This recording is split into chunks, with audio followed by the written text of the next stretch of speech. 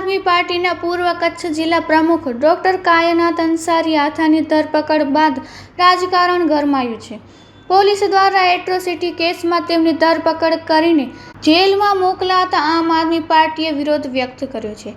કાયનાથ અંસારીએ વિસ્તારમાં ગેરકાયદે દારૂના ધંધાને લઈને રેડ કરી હતી, જેના બાદ સામા પક્ષની ફરિયાદ પરથી તેમની સામે કેસ નોંધાયો હતો। આ મુદ્દે આજે આમ આદમી પાર્ટીના પ્રદેશ પ્રમુખ ઈશુદાન ગઢવી ગાંધીધામ પહોંચ્યા હતા અને પ્રેસ કોન્ફરન્સ યોજી હતી। તેમણે આરોપ લગાવ્યો કે કાયનાથ અંસારી સામેની કાર્યવાહી ખોટી છે અને ગેરકાયદે દારૂના ધંધા સામે અવાજ ઉઠાવવાના કારણે તેમની સામે પગલાં લેવામાં આવ્યા છે। આ ઉપરાંત આમ આદમી પાર્ટીના નેતાઓ અને કાર્યકરો પૂર્વ કચ્છ પોલીસ અધિક્ષક કચેરી ખાતે પહોંચ્યા હતા અને ડીવાયએસપીને મૌખિક રજૂઆત કરી સમગ્ર મામલે નિષ્પક્ષ તપાસ કરવાની માંગ કરી હતી। પાર્ટીના નેતાઓએ જણાવ્યું કે કેસમાં ન્યાયસંગત તપાસ થવી જોઈએ અને યોગ્ય પગલાં લેવા જોઈએ। Report by Bharti Makhijani, Gandhidham. ફરિયાદો પછી માનો કે જનતા ઉપર આપણે જનતાને દારૂના અડ્ડા ઉપર રેડ કરી તો ખરેખર તેનું સન્માન કરવું જોઈએ। હું તો સન્માન કરું, પણ આ તો સન્માન તો દૂર, એને એટ્રોસિટીમાં આપણે કેસ કરાવડાવ્યો। એટ્રોસિટીમાં ફરિયાદ થાય છે ને ઈ જ સેકન્ડે ઉપડી જાય છે એટ્રોસિટીમાંથી। એસપી શ્રીને લેખિતમાં આવે છે, સાહેબ મને કોઈ એટ્રોસિટીમાં ફસાવવાની કોશિશ કરે છે। સાહેબ એટ્રોસિટીનો દલિતો એસટી એસસી સમાજ માટેનો કાનૂન વ્યવસ્થા છે, એને પ્રોટેક્શન માટે। આવી રીતે સુપ્રીમ કોર્ટ સુધી જાય છે એટ્રોસિટીના કેસમાં ફરજી કે એમ કહે સુપ્રીમ કોર્ટ કે ભાઈ આ ખોટો છે, આ ખોટો છે, ખોટો છે, કાયદો ઉઠો બનાવી દેશે એમનો સમાજ। તો એ સમાજને પણ કેટલું નુકસાન છે।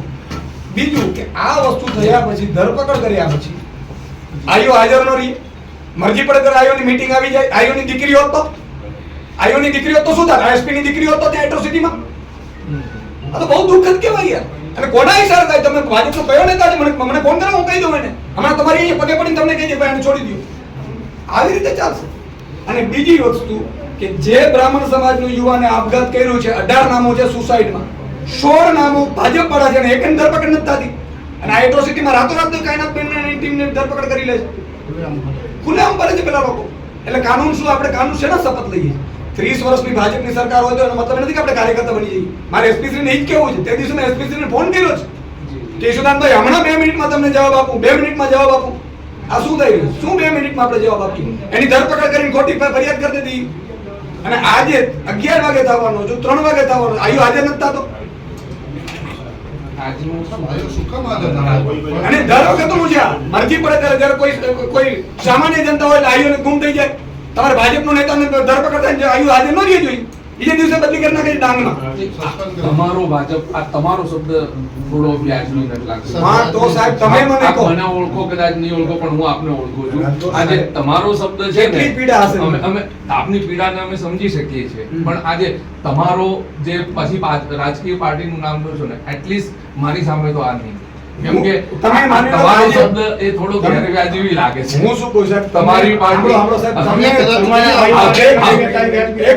આપ તો બિલકુલ ભણેલા ગણેલા, આપ તો બિલકુલ અનુભવી છો, આ શબ્દ થોડો ગેરવ્યાજબી છે। તમે ખાલી સરકારી કર્મચારી સાહેબ તમે ખાલી શબ્દ ગેરવ્યાજબી લાગ્યો હોય તો એક પ્રતિષ્ઠિત ડોક્ટર જેને એપોઇન્ટમેન્ટ માટે 2 દિવસ લાગે છે, બરાબર, ઈ બેન પ્રજા માટે થઈ અને દારૂના અડ્ડા પકડાવે છે અને સન્માન કરવાની જગ્યાએ એને જેલમાં નાખીને પછી જેલમાં રહી એવા ષડયંત્ર કરે તો કેટલું ખોટું લાગતું હશે? આ બધા નાખી દો જેલમાં, કેટલું ગેરવાજબી છે? બધાને જેલમાં નાખી દો જેટલા મારું કન્સર્ન એ છે કે હું તમને, મારો તો પોલીસ મિત્રોમાં સંબંધી છે, નથી એવું નથી, બધાની મજબૂરી હોય, પણ એટલી હદે સાહેબ મજબૂર ન રહેવું જોઈએ।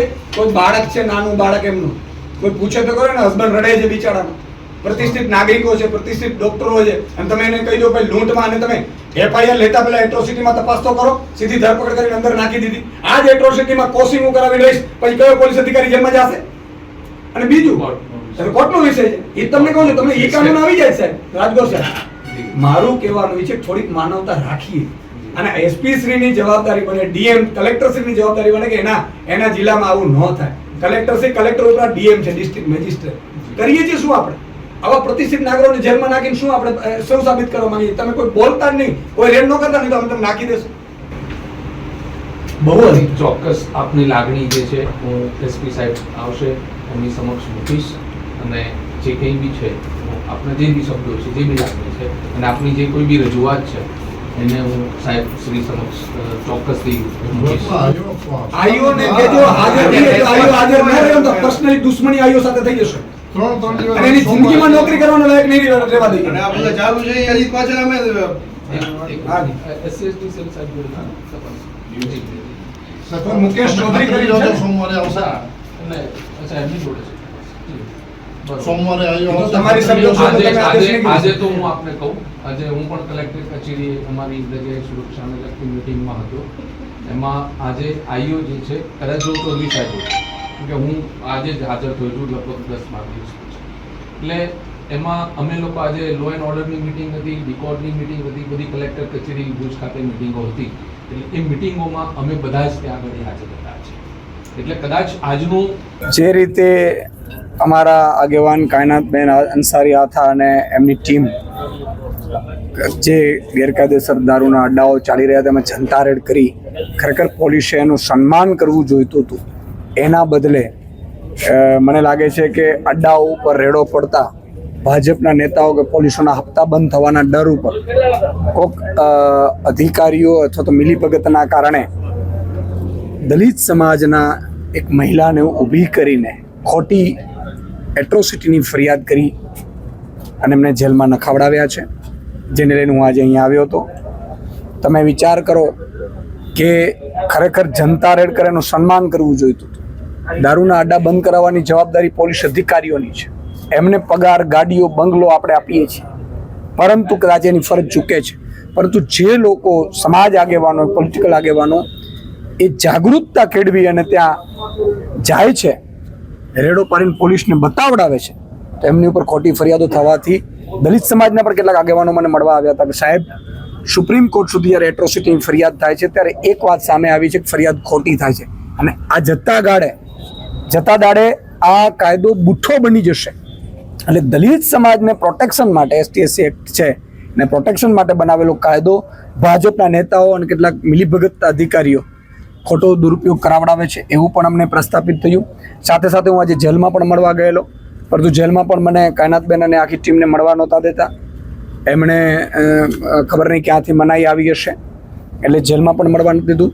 પછી મેં અહીંયા SP શ્રીને મળવા આવ્યા હતા કે એટ્રોસિટીની ફરિયાદો અગાઉ થયેલી છે, કોઈ ધરપકડો નથી થઈ. હમણાં જ એક ભાજપના આગેવાન, એમના દીકરા બ્રાહ્મણ સમાજના, એમને સુસાઇડ નોટ લખી મૃત્યુ પહેલા કે આ 18 વ્યક્તિઓ છે જે ગુનેગાર છે, એમાંથી ભાજપના 16 છે એની કોઈ ધરપકડ નથી. એટલે કાયદો અલગ અલગ છે પોલીસ માટે. એટલે મને લાગે છે કે ભાજપના ઇશારે ચાલતો કાયદો છે ને આમ આદમી માટે છે. એટલે બહુ દુઃખદ છે. આજે SP શ્રીને પણ મેં રજૂઆત કરવા આવ્યા હતા, તો SP શ્રીનો હોવાથી DYSP શ્રીએ અમારી રજૂઆત સાંભળી છે. બીજું કે કાયનાતબેન અને આખી ટીમને વધારેમાં વધારે જેલ આવે એટલે આઈઓ હાજર નથી રહેતા. આઈઓને એવું શું કામ છે ભાઈ? એવી શું મિટિંગો આવી જાય છે? તમે કોઈ પ્રતિષ્ઠિત નાગરિકને સન્માન કરવાને બદલે જેલમાં નખાવી છે અને વધુ જેલમાં રહેવા ષડયંત્રો કરો છો. એટલે આ બધા મામલાઓ પર આજે મેં રજૂઆત કરી છે અને સોમવારે અમે એવું કહ્યું છે કે સોમવારે આઈઓ હાજર રહે, નહીં તો પછી આઈઓ સામે પણ અમે કોર્ટમાં જશું અથવા લીગલનો ઓપિનિયન લેશું, એવી અમે વાતચીત કરી છે.